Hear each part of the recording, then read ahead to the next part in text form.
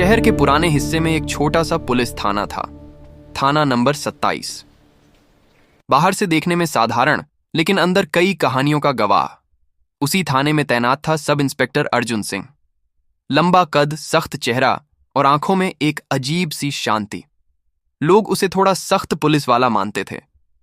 कुछ लोग डरते भी थे, लेकिन अर्जुन की जिंदगी की असली कहानी किसी को नहीं पता थी। अर्जुन का बचपन गरीबी में बीता। उसके पिता भी पुलिस में थे और ड्यूटी के दौरान शहीद हो गए थे। तब अर्जुन सिर्फ 12 साल का था।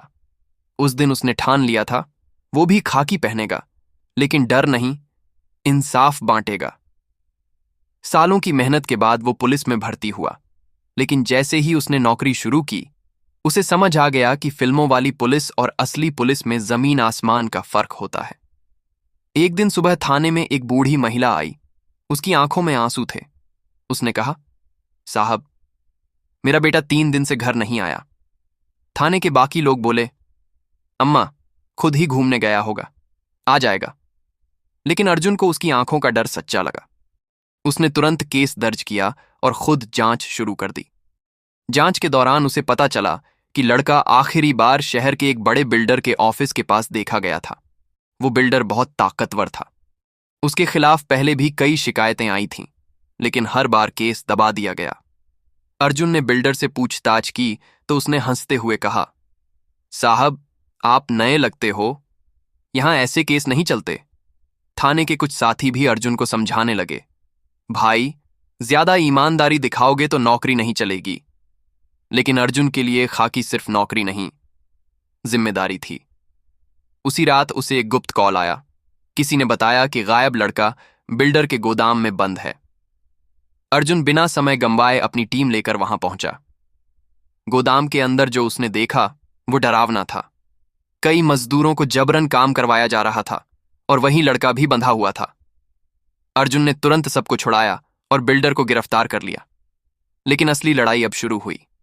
अगले दिन ऊपर से फोन आने लगे, अर्जुन, केस बंद करो। राजनीतिक दबाव, ट्रांसफर की धमकी, सब कुछ शुरू हो गया। यहां तक कि उसके घर पर भी नजर रखी जाने लगी। उसकी मां डर गई। बोली, बेटा, सच की राह पर चलना अच्छा है, लेकिन अपनी जान खतरे में मत डाल। अर्जुन के अंदर भी डर था, लेकिन जब उसने उन मजदूरों और उस लड़के की आंखों में उम्मीद देखी, उसे अपने पिता की बात याद आई। खाकी पहनना आसान है, उसे ईमानदारी से निभाना मुश्किल। अर्जुन ने केस को कोर्ट तक पहुंचाया।